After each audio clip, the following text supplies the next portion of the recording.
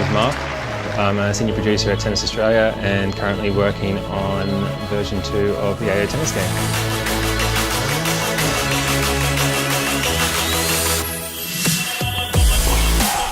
So we've been working with Big Ant on making sure that the venues in the game, Rod Laver Arena, Melbourne Arena, Margaret Court Arena, all look exactly like they do in real life. AO2 brings the full precinct of the Australian Open for the first time. We've given Big Ant designs to all the internal rooms, a press conference room, other press conferences rooms that they can use to build more authenticity into the game. We've actually added the entire Melbourne Park, so you've got the show courts, you've got Garden Square, everything that is happening during an Australian Open tournament, you get within the game.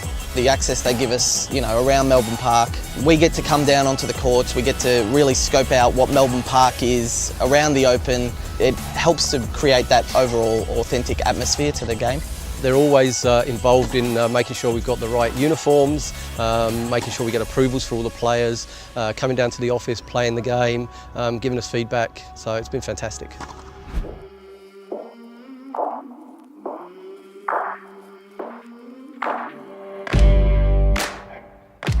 It's really important that people can play with the guys that are currently #1.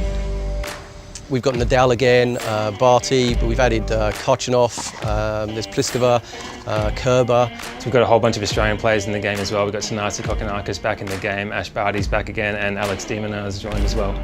We've made sure that obviously all the players look as authentic as possible. We've made sure that the grounds are as authentic as we can get them.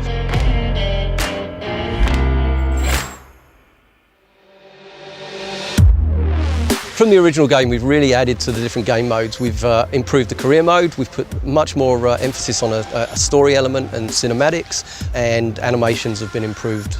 The other thing we've done with the animations is add to each of the players' profiles. So there's many more versions of people's serves, their backhands, their topspins, right down to just their mannerisms. So it took a while to get Kochanov right. And your top of the racket's still top of the racket. The racket spins, and it's almost the reverse of what you think it's going to be. We've overhauled everything from the gameplay mechanics to the movement. We've introduced a new fabric system to emulate real cloth physics. It's all about that authentic atmosphere and realism.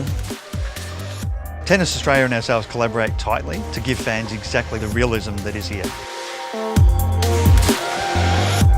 AO2 is our first foray into tennis games on Switch, which means you can play it on the go.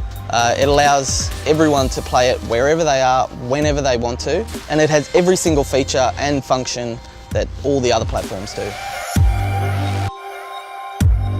We've been collaborating now with Big Ant for 2 versions of the game. We really like the second version and the improvements have made and the progress that's been made.